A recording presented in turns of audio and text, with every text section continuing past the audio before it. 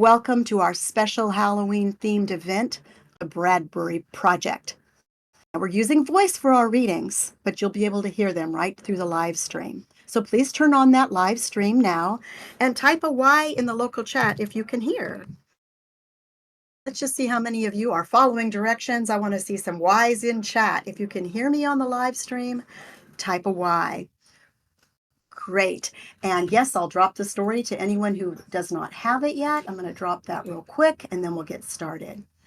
If you already have it, just don't worry about it. You can not accept it again. There we go. There's the story.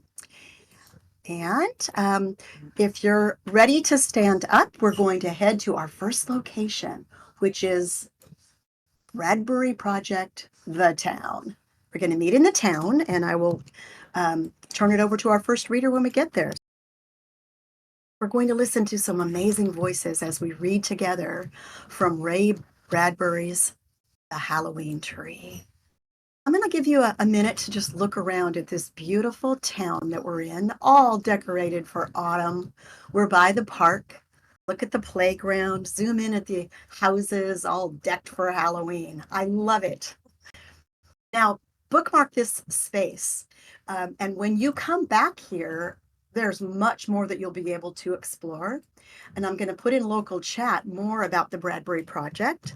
You can come back and experience it in many different ways. Today, we're experiencing it as readers, but there will be other places that we can come and share this amazing space. So hopefully everyone can hear, and I'm going to turn the microphone over to Namara, our first reader, who's going to start the story right here in the town. Namara, take it away. It was a small town by a small river and a small lake in a small northern part of a Midwest state. The town was full of trees and full of fences to walk on and sidewalks to skate on and a large ravine to tumble in and yell across. And the town was full of boys. And it was the afternoon of Halloween. Wham! 8 front doors banged shut. 8 boys made a series of beautiful leaps over flower pots, rails, dead ferns, bushes, landing on their own dry, starched front lawns. 8 boys collided at one intersection. "Here I am, witch! 8-man skeleton," said Tom, hilarious inside his bones. "Gargoyle, beggar, Mr. Death himself." Thank you, Namara. And next, we're going to hear from Lucena. Our next stop, follow me, we're all going to the Halloween tree.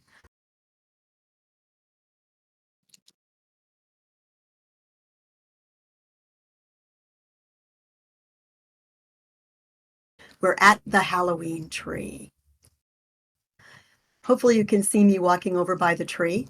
And Lucena, whenever you're ready, you may go ahead and start your part.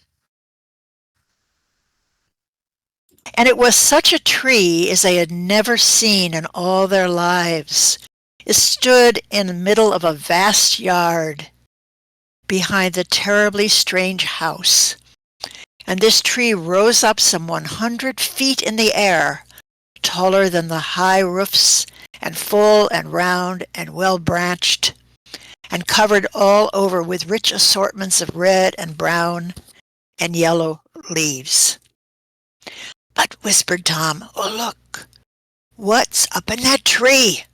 For the tree was hung with a variety of pumpkins of every shape and size and a number of tints and hues of smoky yellow or bright orange. But let me introduce myself. Mound Shroud is the name. Carapace, clavicle, Mound Shroud. "A fine name," said Mr. Mound Shroud, giving it a full sepulchral night church sound, "and a fine night, and all the deep, dark, wild, long history of Halloween waiting to swallow us whole. Lads, look at yourselves.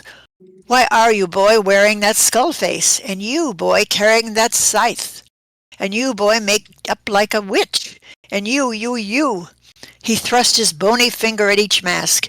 You don't know, do you? Yeah, said the devil boy. Come to think of it, why am I wearing this?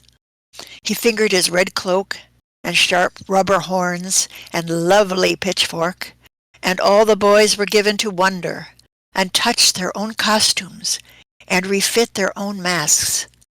Then wouldn't it be fun for you to find out? Asked Mr. Mounshroud. I'll tell you. No, I'll show you. If only there were time. He burned his gaze at them. What is Halloween? How did it start? Where? Why? What for? Witches, cats, mummy, dusts, haunts. It's all there in that country from which no one returns. Will you fly in the dark sky?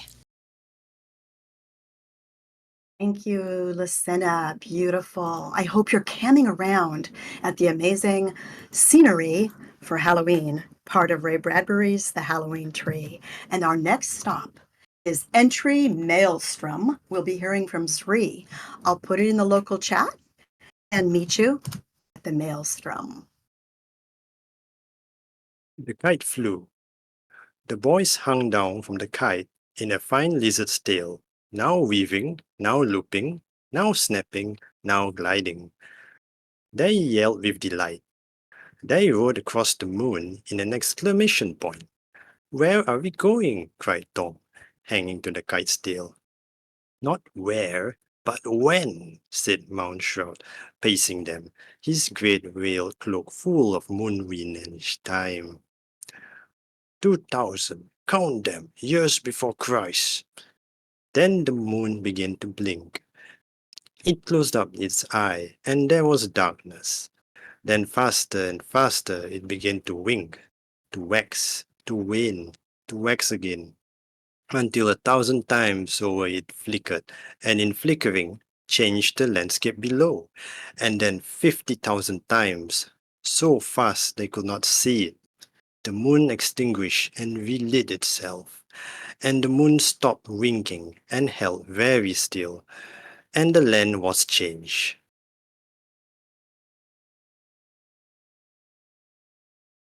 Thank you, Zri.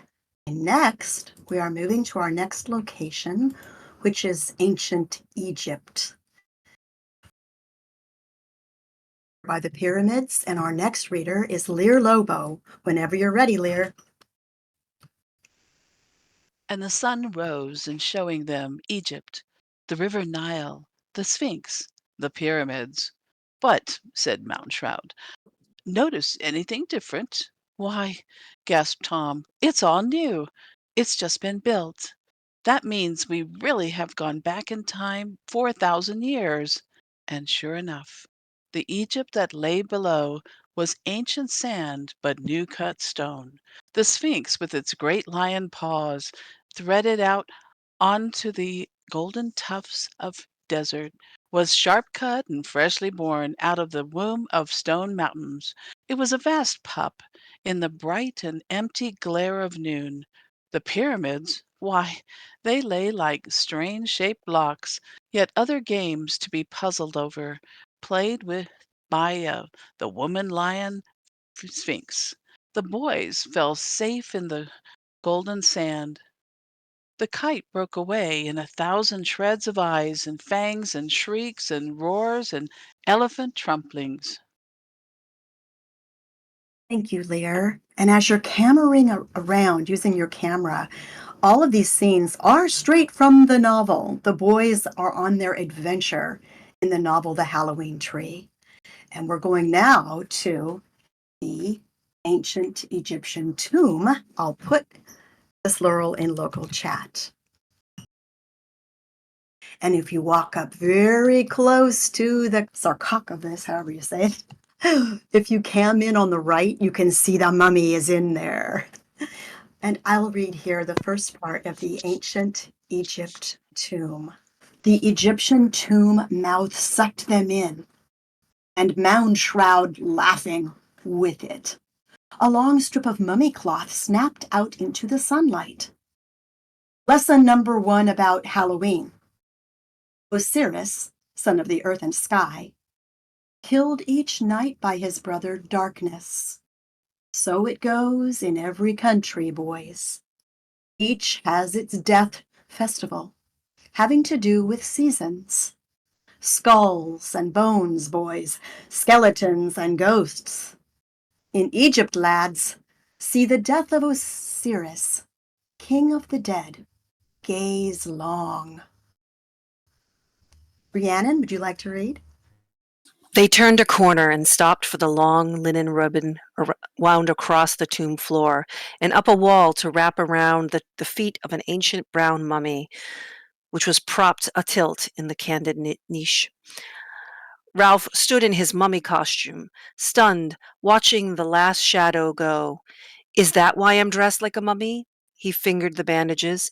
He touched his clay-wrinkled ancient face. Is that what my part of Halloween is all about? You are a mummy boy, because that was how they dressed for eternity, spun up in a cocoon of threads. They hope to come forth like lovely butterflies in some far dear loving world. Thank you, Rhiannon. And next, we'll be leaving Egypt. And we're heading to the ancient Mediterranean street. Let me make sure I get you the correct slur. All right, Sheila is going to read here at the Mediterranean street, and you can wander around and see the beautiful fall colors. Go ahead, Sheila. Only by night fires was the caveman, beast man, able to last to turn his thoughts on a spit and base them with wonder. The sun died in the sky. Winter came on like a great white beast shaking its fur, burying him. Would spring ever come back to the world? Will the sun be reborn next year or stay murdered? Will the sun rise tomorrow morning? And that's how Halloween began. With such long thoughts at night, boys, and always at the centre it, fire, the sun dying down the cold sky forever. There it goes, boys, the heart, soul and flesh of Halloween, the sun. There Osiris is murdered again. There sinks Mithras, the Persian fire. There falls Phoebus Apollo, old Grecian light. Sun and flame, boys, look and blink. Turn that crystal spyglass, swing it down the Mediterranean coast 1,000 miles. See the Greek Isles? Their festival of the dead, the feast of pots, trick or treat old style. But tricks from the dead if you don't feed them. So treats are laid out in fine banquets on the sill. Boys, see the fires along the Mediterranean coast, fires burning north through Europe, fires of fear, flames of celebration.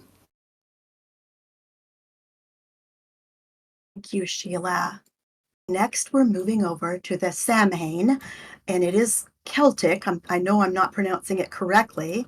Callie is going to read when we get to the next destination. Ooh, don't look down. It looks like there's all kinds of creepy crawlies everywhere.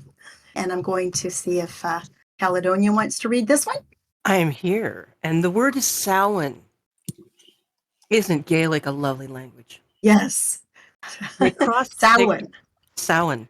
They crossed Europe and saw new water below. The British Isles, whispered Moundshroud. Would you cock an eye at England's own druid god of the dead? Here, Master Nibley, I brought your scythe. Take it, grab.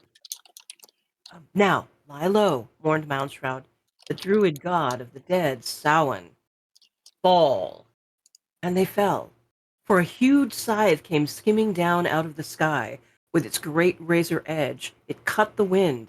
With its whistling side, it sliced clouds. It beheaded trees. It razored along the cheek of the hill. It made the clean shave of wheat in the air. A whole blizzard of wheat fell. Samhain, cried the voice in the fog. God of the dead, I harvest thus and so.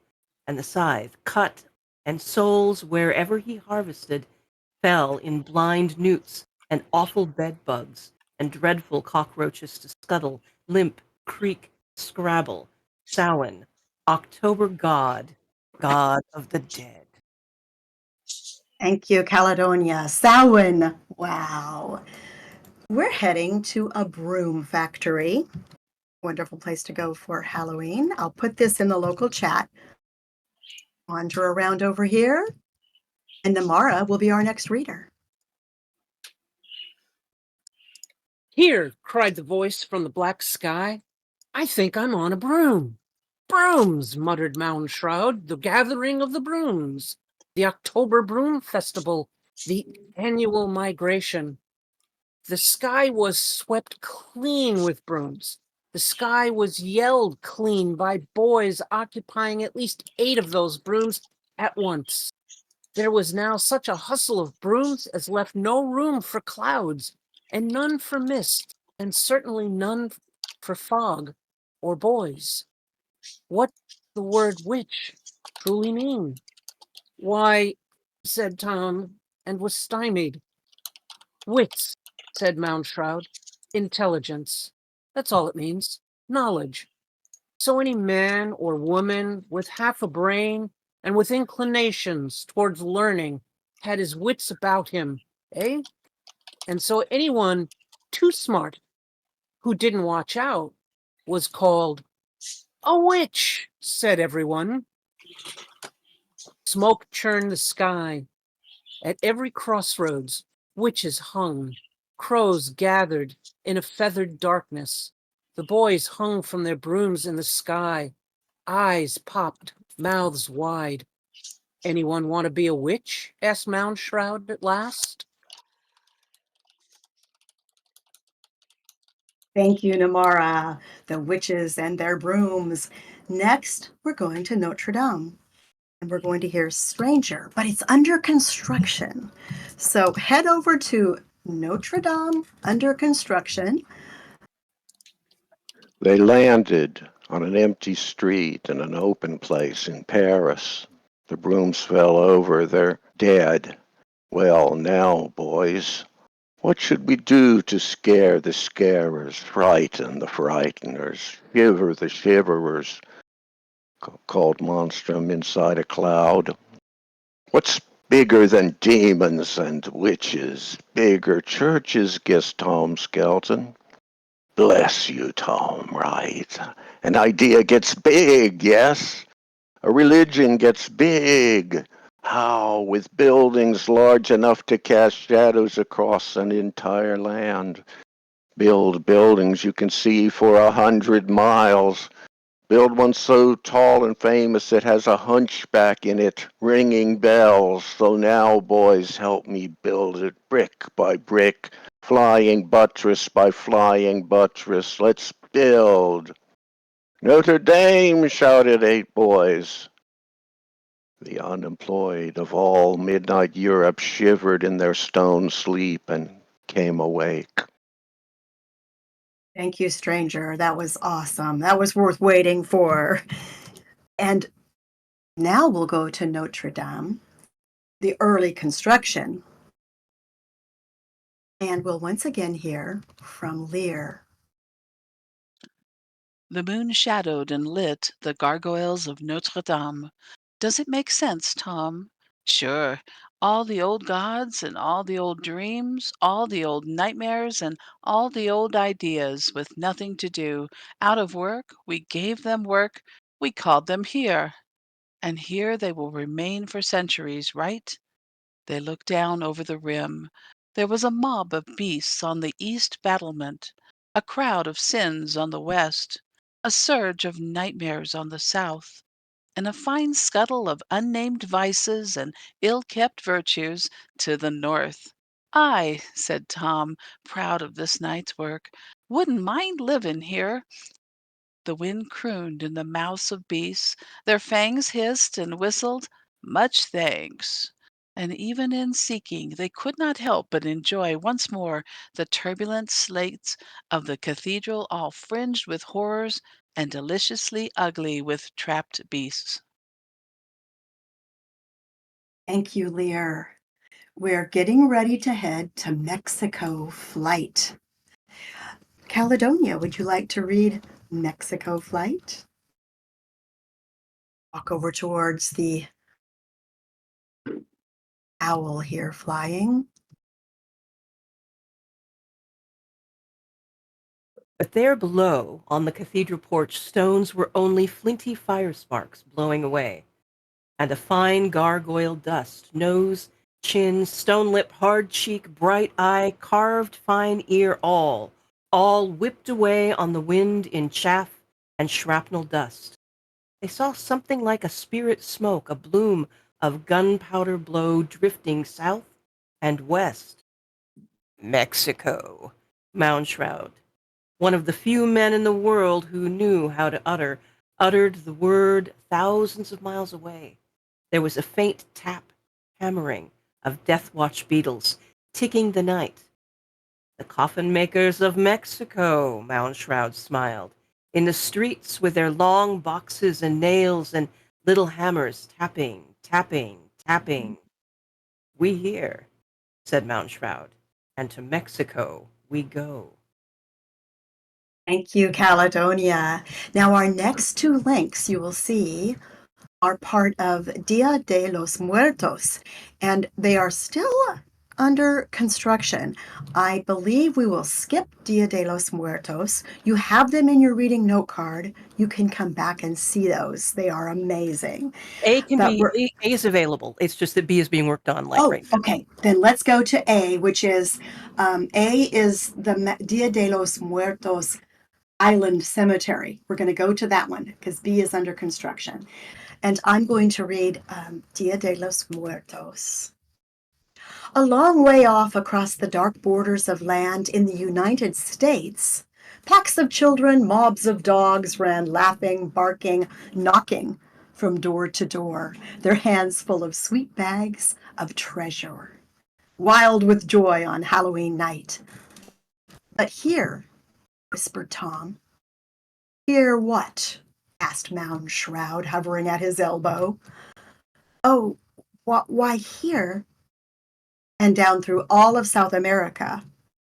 Yes, south, here and south. All the cemeteries, all the graveyards are full of candlelight, Tom thought.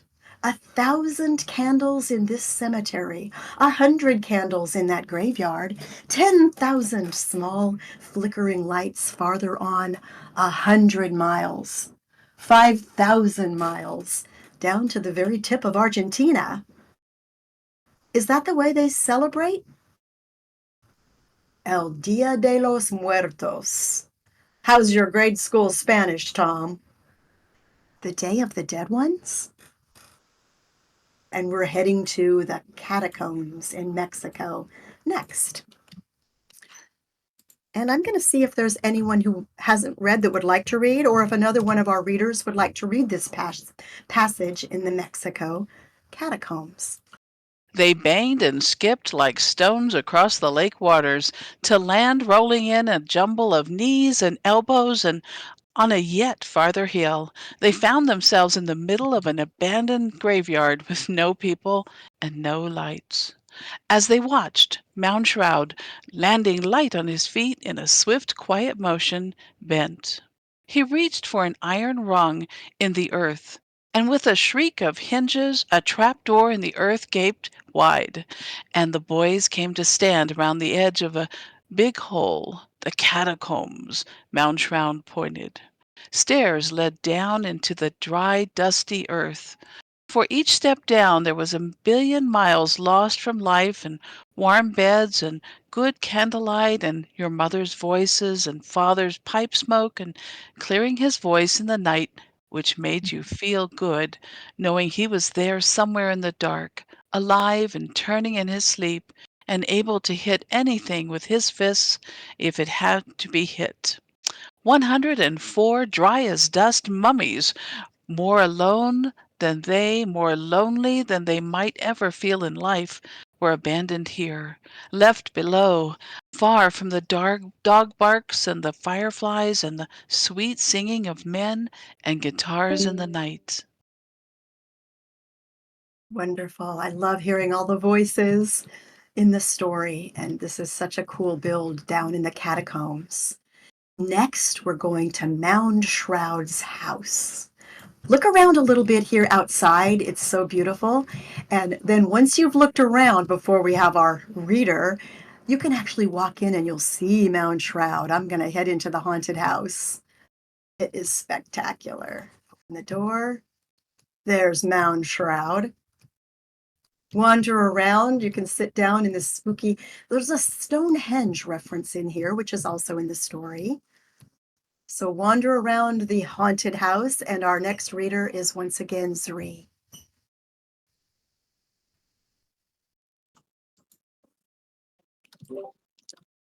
Like so many leaves stripped from a tree, they yelled themselves into the sky. Mount Shroud, waving, sank up, and they, if that is possible, sank and plummeted after. They hit the clouds like an explosion of gunshot. They followed Mount Shroud like a flock of north-rushing birds heading home for the season. Home, cried Tom. There's the courthouse. There's my house. There's the Halloween tree. The boys gathered round the skylight window and stared down the stairwell which opened out at various floors, to various times and histories of men and skeletons and dreadful musics played on flute bones. There it is, boys. Will you look? Do you see? There's our whole 10,000-year flight. There's our whole trip in one place, from caveman to Egyptian, to Roman front porch, to English harvest field, to boneyard in Mexico. The end. Thank you, Zri. Thank you to all the readers. I love hearing the variety of voices from around the globe. And we're going to head through the ravine to learn a little bit more about this story. We're all inside the haunted house. I'm going to open the door and I want you to follow me out. Don't get lost. It's spooky out here. We are going to walk back to town. And there we will debrief this amazing immersive experience inside a story. Immersion in literature. I'm going to turn around and see if you're following me. All right, I see people coming out of the house. Head straight across. We're going to head to the ravine. And this is actually from Ray Bradbury's childhood. There was a ravine. There was a bridge. There was a Halloween tree. Great writers pull from their real lives, their real memories deep within them. And as we walk through the ravine, you'll see that we're heading back to town. And you could also come back between now and November 3rd and explore this in many different ways. I'll show you the house where you can come and get an immersive experience.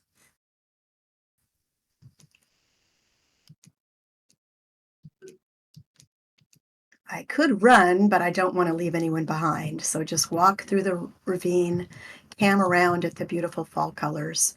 Watch out for the rickety bridge ahead. Don't fall off.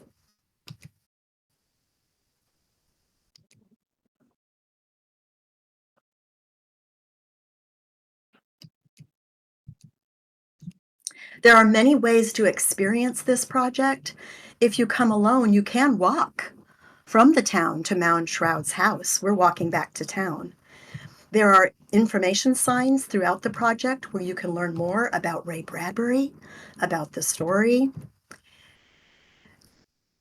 And I'll give you the link to the Seanchai Library blog post that explains more about it when we get to our debrief area. Just want to stop for a minute to see the people behind me walking along in this spooky bridge. It's beautiful.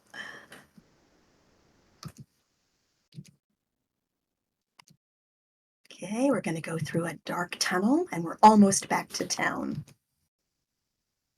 I'm going to run just a little bit up to the tunnel. Turn right.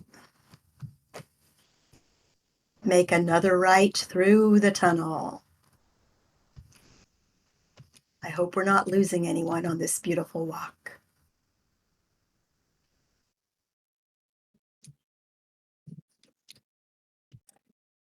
Look, everyone, we're making it back to town from spooky Mound Shroud's haunted house.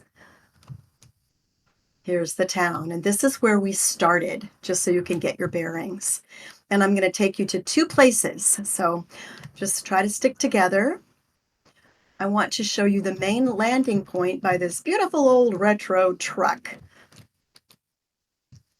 I'll stand by the truck. Wait for everybody to gather.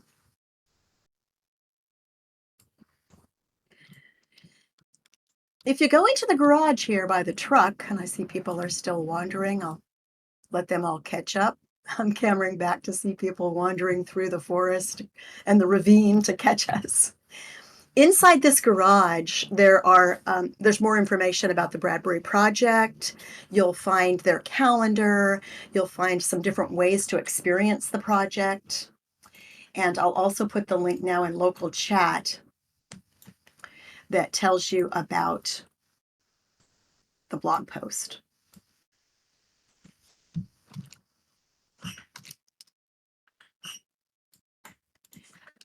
And next week for the Virtual Worlds Education Roundtable, Sheila's going to bring her group here as well, because we want to discuss how this may be used in the future for literary experiences.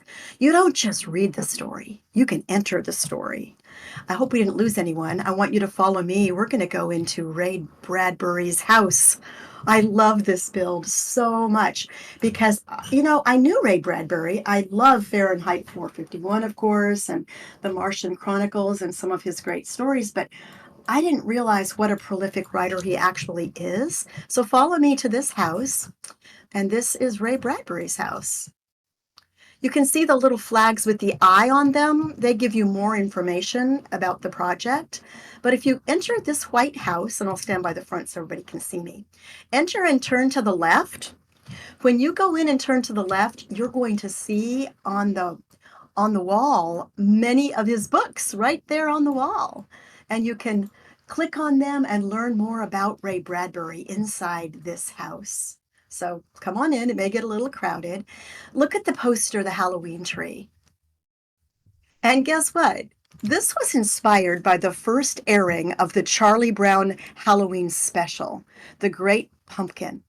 And the beautiful jazz music that's there. Just think about this. This is part of all of our lives.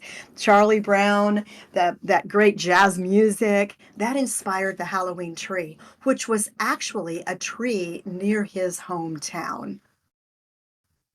He used one of his own paintings of a Halloween tree as the central metaphor, a history of Halloween that would trace the branching evolution of this ancient celebration down through time. So I love the fact that his childhood experiences led him to write the novel, do the painting, and now we're immersed in that scene. The other day, I brought my daughter, who's just now coming back into Second Life, to this kitchen, and we were laughing that we're sitting in Ray Bradbury's kitchen discussing his writing. I'm going to sit right here at the kitchen table with these fall foods. Look at if you go into the kitchen and pan around, you'll see about Ray Bradbury, that he was born August 22nd, 1920. And so many of his works right here on the kitchen wall. What an amazing immersive experience to be able to sit in his kitchen looking at his work and thinking about entering the story. 4 years before Bradbury died, William F. Nolan wrote in the preface to the new Ray Bradbury Review, #1, here's what he wrote. No other author has covered a wider range. Short stories, over 600 of them, novels, poems, stage plays, essays, introductions, memoirs, operas, reviews, musicals, screenplays, treatments, and teleplays, encompassing book, print, magazine, publication, from comics to pulps to literary journals, as well as being represented in countless textbooks and anthologies. So this writer was prolific, and here we are in his house, sitting in a kitchen, immersed in his works. Very cool build, I must say, from Seanchai Library. Now I'm going to stand up. I want to go upstairs because this is the bedroom upstairs. You can wander around the house and see the various spaces. I'm heading upstairs to see what's up there. More pictures of Ray Bradbury. There's one up here in his basement office with all his books typing away. And you can come in. There's more about his childhood upstairs. You can see the bunk beds where his sisters slept. Oh, wait a minute. Ray and his wife, Marguerite, had 4 daughters. Okay, there's the picture of the 4 daughters. So all about his childhood history is up here. And his life story sort of woven into this immersive build. So I do want to say thank you to all of you for juggling a lot of technology for this event. The loss of voice, using Discord, using a live stream, and using our voices around the world for an amazing event. So I'm going to turn the mic back over to you, Rhiannon, and thank you, Nonprofit Commons, for allowing all this juggling to take place. I had a really fun time. Thank you, Val, and everybody, for, as you said, for everybody reading and for the tour. And I would suggest that people, the note card, if you didn't get a copy of the note card, if you kind of came in halfway, ask Val for one and she'll get you a copy of the note card. That way you can kind of go through all of this at your own speed afterwards and explore as you wish. You can kind of go through the whole story and all the places that we visited. But thank you for that. I'm going to move us back to text, I think, unless, do you want to take any questions, Val? Is that a thing? Do you want to take any questions? If anyone has a question, you're welcome to type that in local chat or here on Discord. And also be sure to IM me if you did not get the readings, because they're just beautiful and you might want to come back and explore on your own. And if you do want to talk about this more, come to Sheila's Roundtable. It's this coming Thursday, October 24th at noon, Second Life time.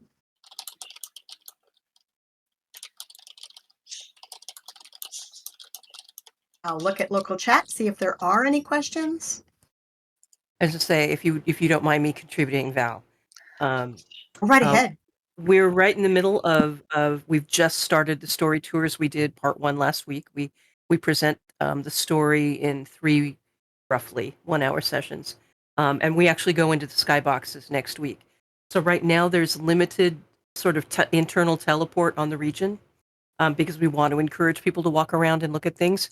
But when you come back, if you come back, you'll find that more internal teleports will have emerged.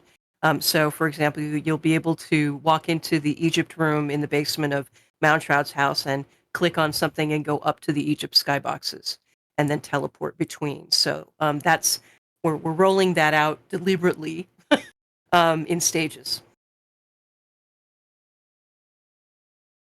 Thank you. We love it. Just congratulations on another amazing literary build. Thanks for having us, Caledonia. We love sharing what we do. This is a labor of love for us. It's a labor, but it's a labor of love. And I can't say enough about the build team. We have a terrific build team. So